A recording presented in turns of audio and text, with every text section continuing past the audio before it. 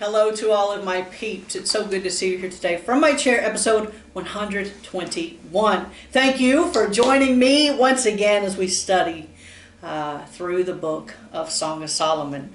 Last week we introduced the book and I gave you 4 facts and thoughts about the book as a whole. Now for today. In order to understand the book a little bit better, it might be helpful to understand that Song of Solomon is a series of scenes in a drama. It's not in chronological order. It's also helpful to know that it's not a monologue.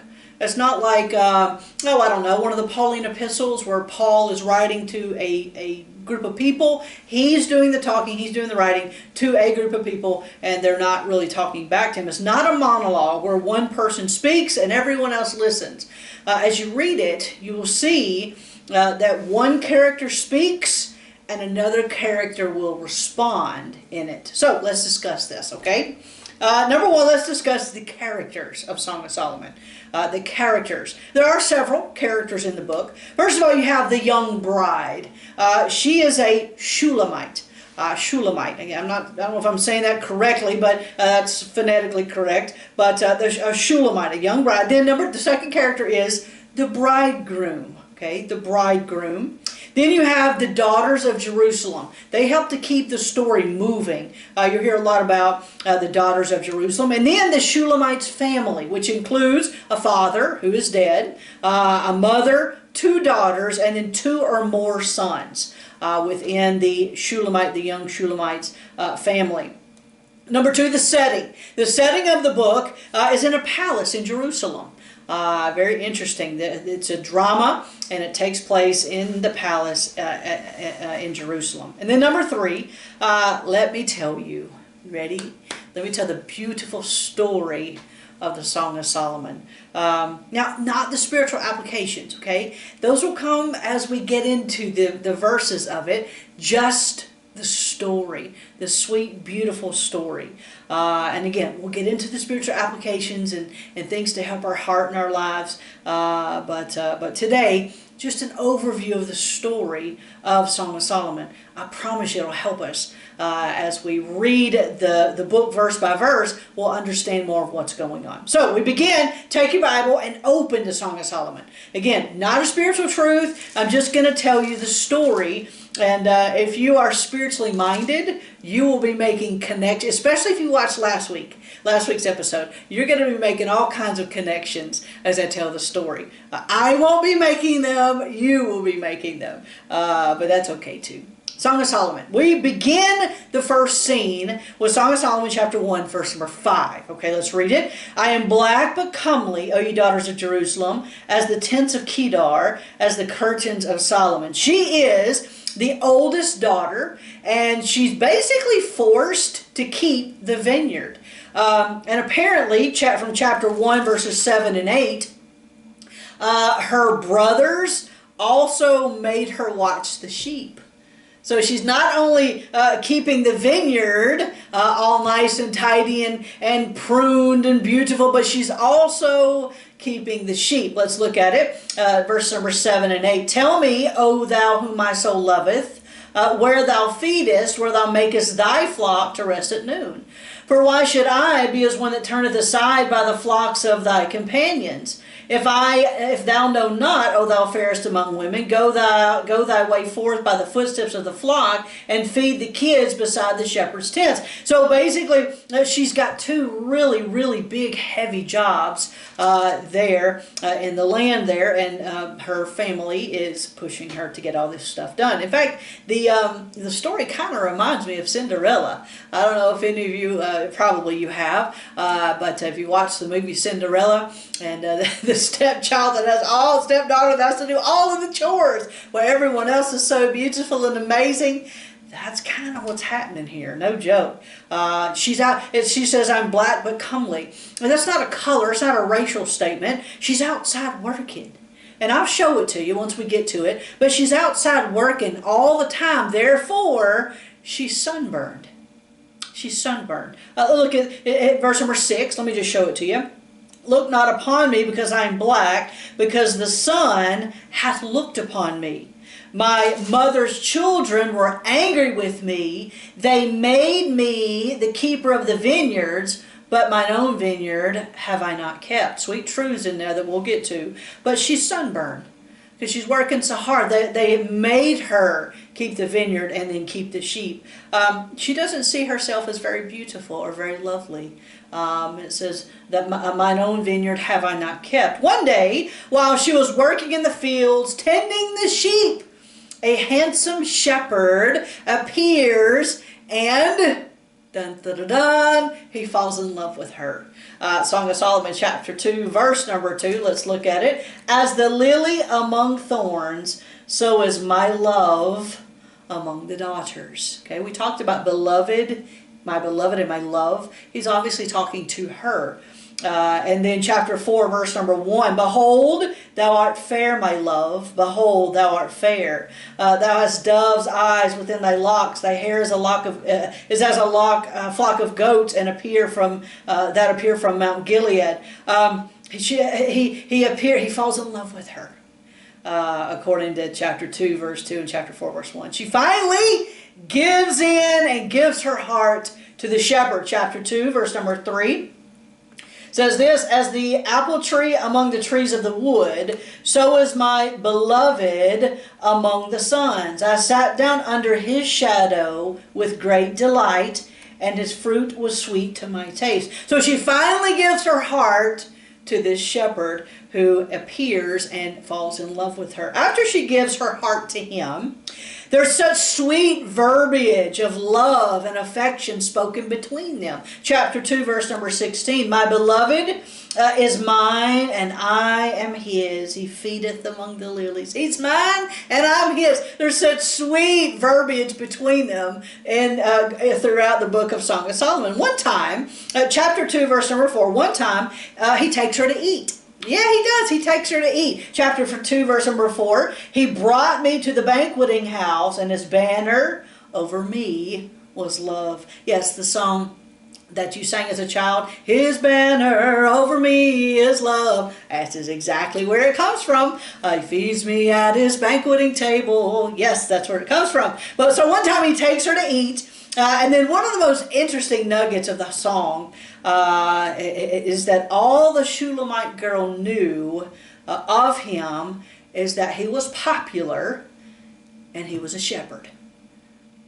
That's such a cool thing to me. All she knew, up until a certain point, all she knew was that he was a shepherd and that he was very popular. But she never saw his sheep. Chapter 1, verse number 7. Tell me, O thou whom my soul loveth, where thou feedest, where thou makest thy flock to rest at noon. For why should I be as one that turneth aside by the flocks of thy companions? In other words, where are your sheep? I've never seen them before. She notices that. She's like, you're a shepherd, but where are your sheep? Then one day he announced, this shepherd, this bridegroom, one day he announced that he would have to go away. He's like, I've got to go away. But that he would return. As the days passed, she waited and waited and waited for him to return. In fact, many of her family and her friends, they began to ridicule and make fun of her because, oh, where is he? Where is he? I thought she was going to come back. He's not back. Where is he? This is all just crazy. They began to make fun of her. Yet through it all, the Shulamite trusted him. She loved him dearly. According to chapter 3, verse number 1, she even dreamed of him. By night on my bed I sought him whom my soul loveth. I sought him, but I found him not. So she's even dreaming about her beloved shepherd. In the early parts of chapter number 5, she's restless. She's restless. Chapter number 5, verse number 2. I sleep, I sleep, but my heart waketh. Have you ever been that way before? Yes, like last night. I sleep, but my heart waketh. It is the voice of my beloved that knocketh, saying, open to me, my sister, my love, my dove. So she's restless. And then in chapter 5, verse number 2, chapter 5, verse number 5, she noticed all of a sudden, as she's dreaming, she's restless, she noticed, watch the word, that a fragrance filled the room. A fragrance. Let's look at it. Chapter 5, verse number 5. I love this. I rose up to open to my beloved, and my hands dropped with myrrh, and my fingers with sweet-smelling myrrh upon the handles of the lock. Okay? As I studied, again, I need to give credit to my source. A lot of this, as I'm studying in the commentary, I'm reading the scriptures, and I'm studying the J. Vernon McGee through the Bible commentary series. I have to give credit to my source that I'm studying, and some other commentaries also that we'll talk about later.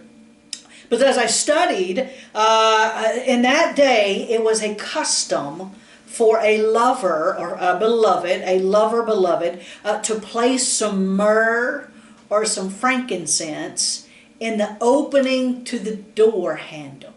Okay? In the opening to the door handle.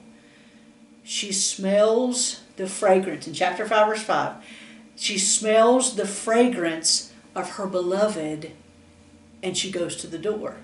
Verse number 6. I opened to my beloved, but my beloved had withdrawn himself and was gone. My soul failed when he spake. I sought him, but I could not find him. I called him, but he gave me no answer.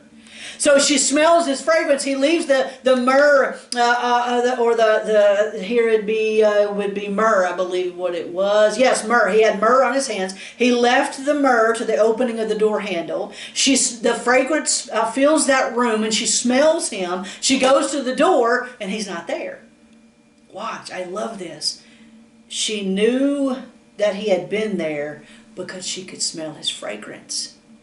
She knew he had been there because she could smell his fragrance. And she knew that he had not forgotten about her. Like everyone else was telling her, he hadn't forgotten. Oh, the fragrance of Christ. I have to throw this in today. The fragrance of Christ. I can't wait to discuss it with you. The fragrance of Christ filling the room.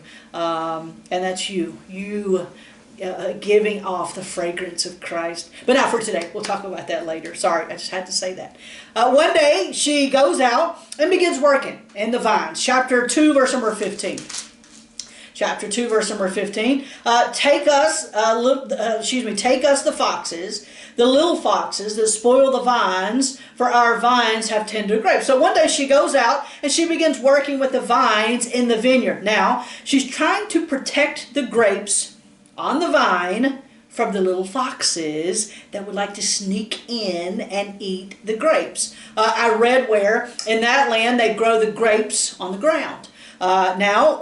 We lift them up. We put them on trellises and lattice work. But they would pull up the grapevines and drape them over rocks, so that when the little foxes would come in, they would be high enough to where they could not eat them. The feast of grapes for those foxes. So while she's working, I love this. While she's working on the vines, she looks down the road and sees pillars of smoke. Chapter 3, verse number 6. The first part of it. Chapter 3, verse number 6. Who is this that cometh out of the wilderness like pillars of smoke? So she looks up and sees, somebody's coming down the road. There's lots of smoke, pillars of smoke. There's lots of dust and dirt coming over there. No, okay, whatever. She gets back to work. And she doesn't know who's coming down the road. Particularly, she really doesn't care. She just knows she's got to get the work done. All of a sudden, she hears people around her being so excited. The buzz. It was the buzz. And they keep saying, it's King. It's the King. It's King Solomon. Chapter 3, verse number 7. Behold his bed. Now, hang on a second. It's not a bed like you would go to sleep in. This is a bed where they constructed it to put him on, to let him sit on while they carried him. Okay? Behold his bed, which is Solomon's. Solomon's. So all of a sudden she hears people around her so excited that it's King Solomon. He's the one in the pillar of smoke. He's the one bebopping down the road. And she's just like, oh, okay, whatever. I got to work. the coolest thing happens. The coolest thing happens. They not only tell her that it's King Solomon, but that the king is asking for her. The Shulamite. She's like, excuse me? What are you talking about? I don't know King Solomon. I've never met him before. Why would he ask for me? Song of Solomon chapter 2. I love this. Verse 8, 9, and 10. The voice, let me make sure I'm on the right place, chapter 2, verse 8. The voice of my beloved, behold, he cometh, leaping upon the mountains, skipping upon the hills. My beloved is like a roe, a young hart. Behold, he standeth behind our wall. He looketh forth at the window, showing himself through the lattice. My beloved spake and said unto me, rise up, my love, my fair one, and come away.